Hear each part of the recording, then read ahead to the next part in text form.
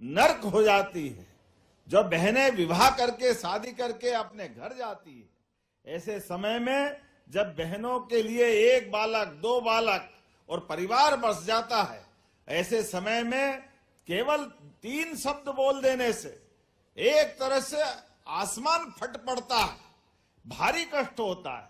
लेकिन जो निर्णय सुप्रीम कोर्ट ने भी किया, लेकिन दुर्भाग्य के साथ बोलना पड़ेगा, हमारी लोकसभा ने उस निर्णय को बदल करके बहनों के लिए वास्तव में वो फिर गलत मार्ग दिखाया, जिसके कारण से हमारा लोकतंत्र पे और बहनों के प्रति वास्तव में अपराध जैसा घटनाक्रम था। मुझे इस बात की प्रसन्नता है, यशस्वी प्रधानमंत्री के नेतृत्व में कितने प्रकार के निर्णय हुए, कोई एक निर्णय नहीं, लेकिन 40 साल पुरानी गलती को भी सुधारने का निर्णय अगर किसी ने किया है, यशस्वी प्रधानमंत्री नरेंद्र मोदी जी ने किया है। हमें इस बात का आनंद है।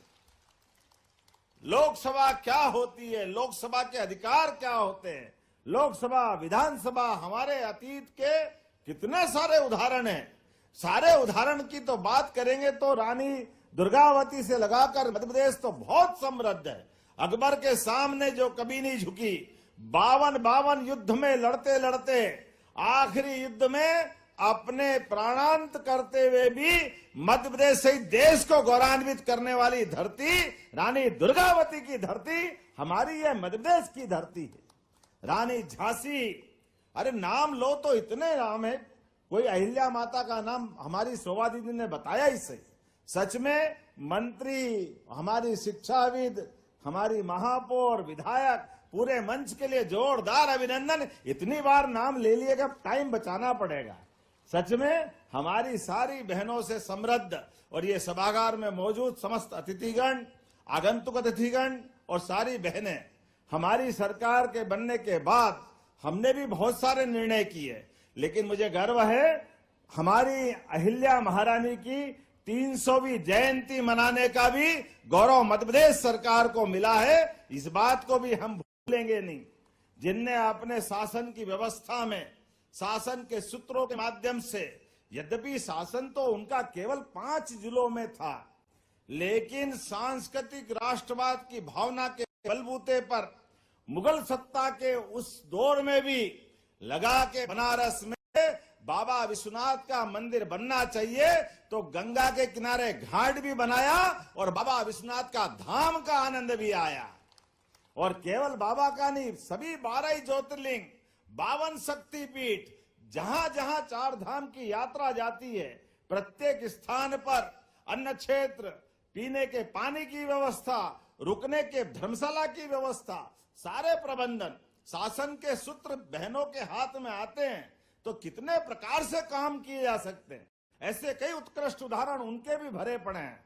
मुझे मालूम है आज आपके बीच में ये सारे विषय आए, लेकिन वाकई में अगर मैं राजनीतिक यात्रा के बाद से हमारी बहनों को याद करूंगा, तो आज हमारे बीच इसी राज्य से हमारी लोकसभा की अध्यक्ष रही हमारी बहन सुमित्रा जी के लिए भी जोरदार अभिनंदन करो। उन्होंने अपने सत्र का संचालन, लोकसभा का संचालन करते हुए भारत की लोकसभा में जिस प्रकार से उनने काम किया, माननीय प्रधानमंत्री जी ने उनको भी पद्म पुरस्कार दिया है।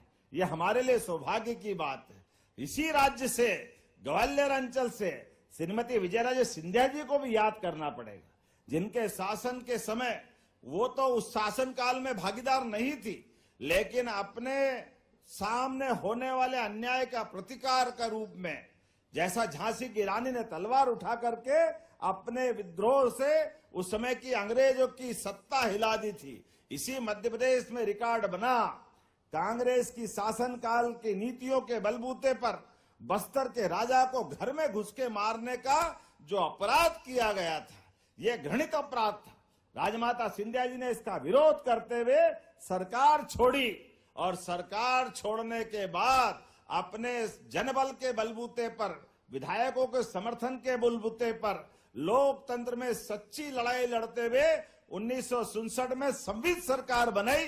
जोरदार अभिनंदन हमारी अपनी विजयराजे सिंधिया जी के लिए भी करें, जिनके कारण से हम गौरवान्वित होते हैं। एक अच्छी राज परिवार की रानी अपने जीवन के सारे सुख भूल करके लोकतंत्र की स्थापना के लिए वर्षों तक जनसंघ में काम करते हुए कई अवसर आए उनको बड़े से बड़े पद देने के, मंत्री, मुख्यमंत्री, राष्ट्रीय अध्यक्ष, लेकिन विनम्रता की प्रतिमूर्ति हमारी सिंधिया महारानी ने कोई पद नहीं लिया, केवल जनता की लड़ाई लड़ते रही और जनता पार्टी के लिए काम करती रही।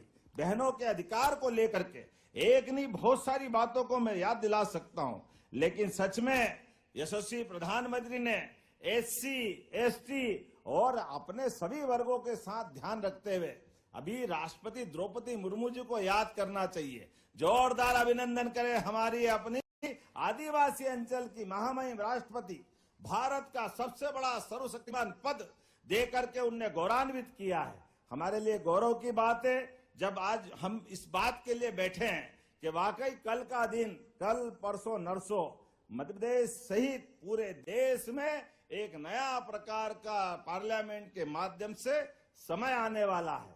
और वैसे तो ये भी बताना मैं भूलूंगा नहीं, यहाँ इसी सभागार में कई बहनें नगर पालिका की अध्यक्ष, नगर निगम की महापौर, सभापति, पार्षद, जहां जहां मोदी जी और हमारी पार्टी की सरकारें रही है, हमने बहन हमारी शोभा जी को याद दिलाना चाहूंगा 50% का आरक्षण तो स्थानीय निकाय में प्रदेश भर में हमारी सरकार ने हर जगह देने का काम किया। यह हमारी प्रतिबद्धता है। जिस देश के अंदर माता बहनों के लिए आदि काल से इतनी श्रद्धा और आस्था रही हो, जो देश दुनिया के 200 से ज्यादा देशों में अपने देश को मातृ सत्ता प्रधान मानता है, इसलिए हम अपने देश का नाम भारत माता की इस आनंद के साथ गौरवान्वित होते हैं। यही नहीं, ग्रहों में भी, नवग्रह में भी हम वसुधा को भी माँ के समान मानते हैं। हमारी तो भावना ही इसी प्रकार से है। हमारी परिवार संस्कृति को बनाने की सनातन संस्कृति सदैव प्रकृति से अपना तादात्म्य इसी प्रकार से जोड़ती है। इसीलिए आज के इस अवसर पर जब 33% का आरक्षण का मामला आएगा, ऐसे समय में मैं सुषमा जी को भी याद करना चाहूंगा। सुषमा जी हमारे बगल विदिशा की सांसद थी, क्या उनकी अपनी संस्कृत, क्या हिंदी, क्या धारदार भाषण। उमा भारती, सुषमा जी, कौन कौन से नाम लें, सबके लिए जोरदार अभिनंदन। क्या राजनीतिक धाराओं की हमारी बहनों ने अपनी भूमिका बनाई। सदैव लोकतंत्र गौरवान्वित होता रहेगा इन सब से।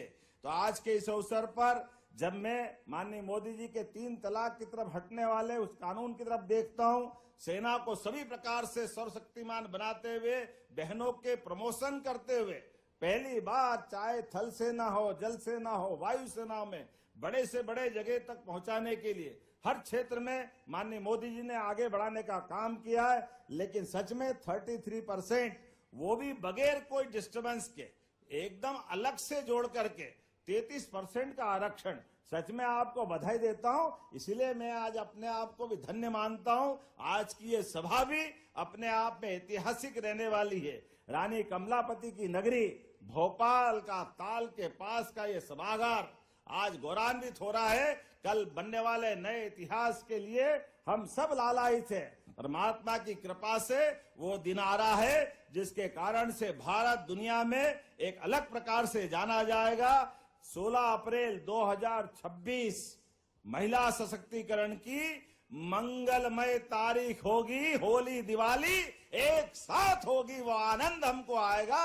मेरी अपनी ओर से पुनः वंदन, अभिनंदन, बहुत बहुत धन्यवाद। भारत माता की जय।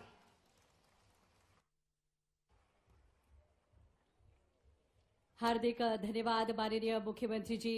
आपके विचारों की रोशनी से निश्चित ही हमारी मातृशक्ति का मार्ग आलोकित हुआ। बहुत आभार, बहुत बहुत धन्यवाद माननीय। कार्यक्रम को आगे की ओर ले जाते हुए अब हम समापन की ओर लिए चलते हैं और अब क्रम है जब आप सभी की ओर से माननीय मुख्यमंत्री जी को हम स्मृति चिन्ह भेंट कर रहे हैं। इस अवसर पर माननीय मुख्यमंत्री जी को स्मृति चिन्ह भेंट करने के लिए हम आग्रह करते हैं छोटी टेकाम कृपया पधारें और माननीय मुख्यमंत्री जी को गोंडी चित्रकला जो आप